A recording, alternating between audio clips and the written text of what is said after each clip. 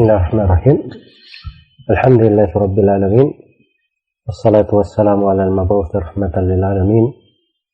Nabiyina Muhammad wa ala alihi wa sahbihi wa man tabi'ahum bi ihsanin ila yaumiddin, amma ba'd. Kaum muslimin dan muslimat dimanapun Anda berada, Assalamualaikum warahmatullahi wabarakatuh. Kemudian yang ketujuh adalah al-qabul, penerimaan, al-munafi lirrad, yang bertentangan, yang meniadakan penolakan. Ya, dia menerimanya, ya, tidak ada penolakan sama sekali. Tidak ada penolakan sama sekali. Iya. Tidak bersombong terhadapnya. Karena itu sifat kaum musyrikin dicela di dalam Al-Quran.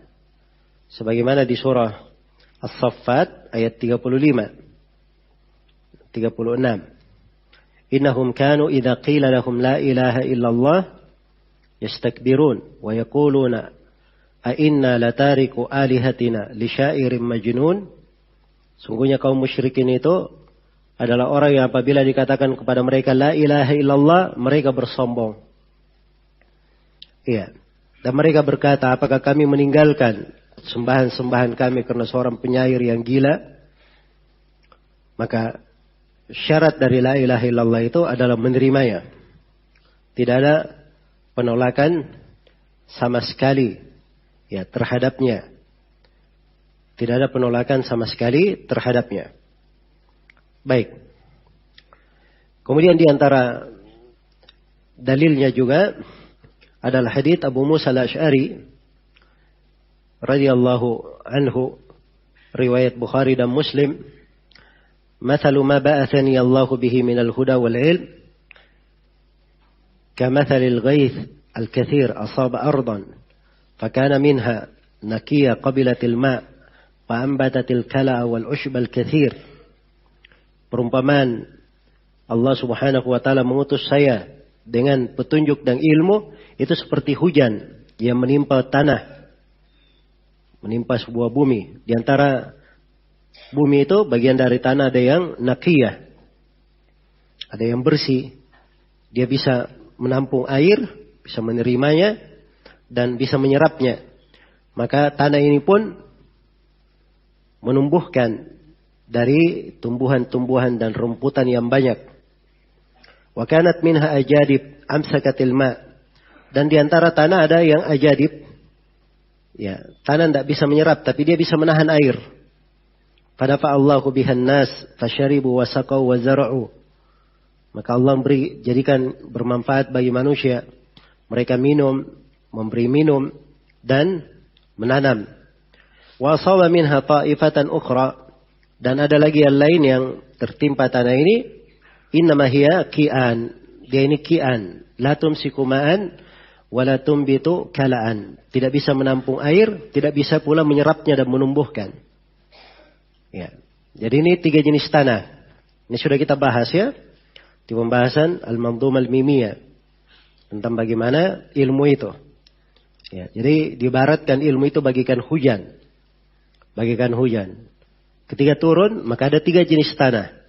Ada tanah yang bisa menampung air, menyerapnya. Ada tanah yang hanya menampung saja. Ada tanah yang tidak bisa menampung, tidak juga menyerap. Ya. Maka yang pertama itu perumpamaan orang yang paham dalam agama Allah dan mengambil manfaat dari apa yang dibawa oleh Nabi Shallallahu Alaihi Wasallam. Fa'alima wa 'allam. Maka dia pun mempelajari dan mengajarkan. Iya. Dan perumpamaan siapa yang tidak mengangkat kepalanya dan tidak menerima petunjuk dari Allah Subhanahu wa taala. Jadi ini perumpamaan-perumpamaan dibuat, ya, untuk mendekatkan kepada kita semua bagaimana kewajiban kita terhadap kalimat ini. Jadi secara umum seorang mukmin itu, apalagi terhadap syariat yang agung ini, dia harusnya menerimanya dan mengambil manfaat darinya. Iya. Kalimat itu masuk di dalam hatinya, dia terima, dengan segala bentuk penerimaan dan dia mengambil manfaat darinya. Baik, yang terakhir adalah al-kufru bima yu'badu min dunillah. Kafir terhadap segala yang diibadahi selain daripada Allah. Iya. Dan ini dalilnya ayat di surah Al-Baqarah 256. فَمَنْ يَكْفُرُ بِالطَّاغُوتِ وَيُؤْمِنْ بِاللَّهِ فَقَدْ اسْتَمْسَكَ بِالْعُرْوَةِ الْوُثْقَى. Barang siapa yang kafir kepada tagut dan beriman kepada Allah. Kafir kepada tagut itu la ilaha. Beriman kepada Allah itu illallah. Sama. Maka apabila dia telah tegakkan la ilaha illallah, faqad istamsaka bil dia telah tegakkan dua hal ini, kafir kepada tagut, beriman kepada Allah, maka dia telah berpegang dengan tali yang sangat kuat. Tali yang sangat kuat ini apa? La ilaha illallah. Iya, kemudian di dalam Sahih Muslim dari Tariq ibn Ashyan radhiyallahu anhu. Dalam Sahih Muslim dari Tariq ibn Ashyan, Rasulullah sallallahu alaihi wasallam bersabda, "Man qala la ilaha illallah wa kafara bima yu'badu min dunillah, haruma maluhu wa damuhu." Ini yang disebut oleh penulis ya, haditsnya di sini. Iya. Barang siapa yang berucap la ilaha illallah dan dia kafir terhadap apa yang diibadahi selain daripada Allah, maka telah haram harta dan darahnya.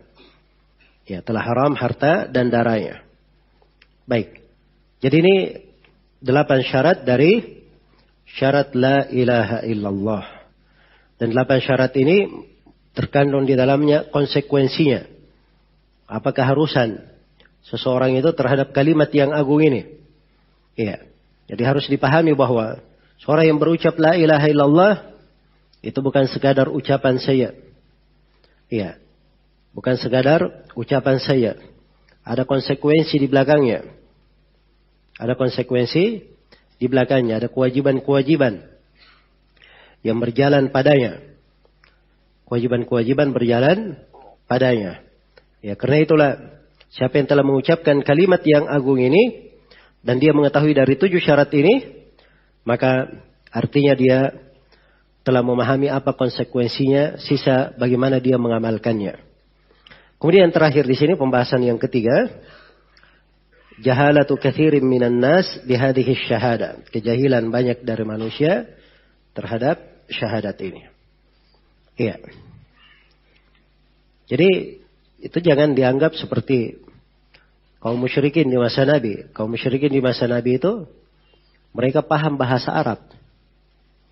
Ya, paham konsekuensi dari bahasa. Jelas ya?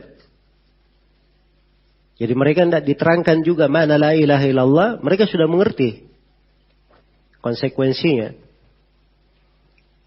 Paham akan kandungannya. Ya, karena itu banyak dari umat Islam itu tidak memahami arti dari kalimat ini. Maka dari sinilah pentingnya diterangkan apa makna la ilaha illallah oleh penulis di sini.